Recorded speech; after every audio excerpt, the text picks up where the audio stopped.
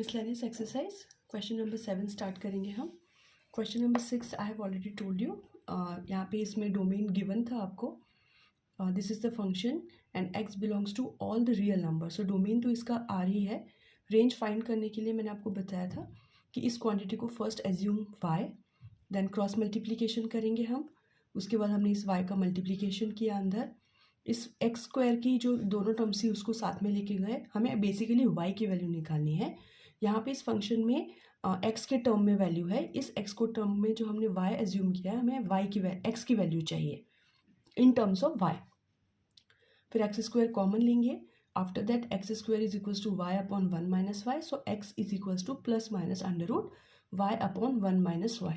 ये हम इसलिए कर रहे हैं क्योंकि हमें इसमें रेंज फाइंड आउट करनी है.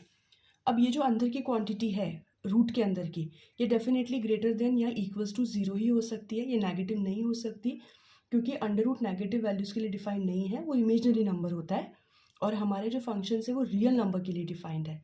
So this quantity must equal greater than और इक्वल्स टू 0. तो दो कंडीशन है हमारे पास. या तो ये क्वांटिटी 0 की इक्वल है. ये 0 की इक्वल कब होगी? जब y इज इक्वल्स टू 0 होगा. और ये क्वांटिटी ग्रेटर देन 0 कब होगी? जब नीचे का जो डिनोमिनेटर है वो हमारे पास 0 नहीं हो सकता, क्योंकि अगेन ये रैशनल नंबर जो है 0 हो जाएगा तो वो नॉट डिफाइंड होगा. इसलिए हमें नीचे की जो क्वांटिटी है, मतलब डिनोमिनेटर में 1 माइनस वाई है, वो ग्रेटर देन 0 ही पॉसिबल है. वो 0 की इक्वल नहीं हो सकता. तो अब अगर हम इस y को उधर शिफ्ट करेंगे तो 1 is greater than y. It means that y in between 0 and 1. 0 से छोटा नहीं हो सकता. So it must be the close interval. और 1 या 1 के बीच में होगा. So this will be a open interval. 0 से कम नहीं होगा. So the range will be close interval 0 and open interval 1. This will be the range. 7 question बहुत ईजी है. f और g फंक्शंस है r टू r में. हमें फाइंड करना है fx है x+1 और gx है 2x - 3. हमें इनका एडिशन, सब्सट्रैक्शन और डिवीजन करना है. ये क्वेश्चन बहुत ईजी है. f प्लस जी एक्स जो होता है वो इन दोनों के एडिशन के इक्वल होता है. तो सिंपली हमें वैल्यूज पुट करना है, एडिशन करना है, and it will be 2x plus x is 3x minus 2. Subtraction again will be the same.